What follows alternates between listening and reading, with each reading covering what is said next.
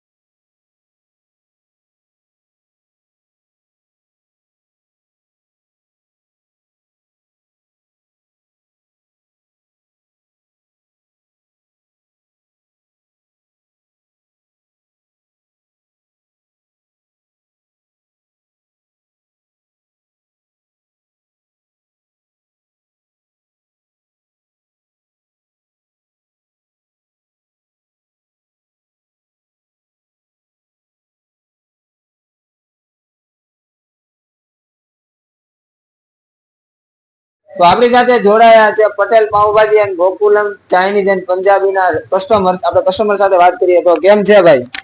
સારું છે. તમારું નામ? ઋત્વિક. ઋત્વિકભાઈ અહીંયા તમે ફૂડ ટેસ્ટ કરવા માટે આવ્યા છો, તો જેન્યુઅલી તમને કેવું લાગ્યું? ટેસ્ટ ખૂબ જ સારો છે. અને કેટલા ટકા ચાન્સ છે કે અહીંયાથી ગયા પછી તમે બીજા લોકોને પ્રિફર કરશો અહીંયા આવવા માટે? 100%. 100%. અને ભાઈ તમારું નામ? નિખિલ. નિખિલભાઈ તમને શું લાગે છે? બહુ મસ્ત સ્વાદ છે, બીજી વાર આવો એવું છે. બરાબર. અને પર્સનલી હું મારી વાત કરું તો મને એનું ફૂડ ખરેખર બહુ મજા આવી છે. અને જે રીતનું એનું એમ્બિશન ને એ બધું છે ને બહુ જોરદાર છે. તો ખરેખર અહીંયા એક વખત મુલાકાત લેવા જેવી છે. તો સૌથી પહેલા આપણે ગોટાળો લીધો છે અને ગોટાળો આપણે ટ્રાય કરશું. એકદમ ચીઝથી ભરપૂર છે. આગળ આપણે તમે વિડીયોમાં જોયું કે જે રીતે બનાવે છે જોરદાર, દેખાવમાં ફૂલ એકદમ ટેસ્ટી લાગે છે, પણ હવે રિયલમાં પણ કેટલો ટેસ્ટી છે આપણે જોઈએ. બીજાને મસ્ત ગરમા ગરમ પાવ લઈ લીધા છે, તો પાવ આપણે ટ્રાય કરશું.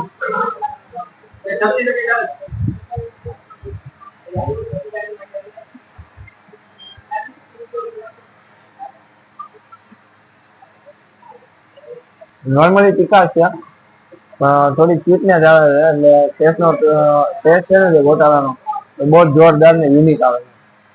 સાથે છે ને આપણે પનીરનું સબ્જી લીધું છે, ટેસ્ટ કરીએ કે કેવું બન્યું છે. એકદમ સોફ્ટ છે પનીર.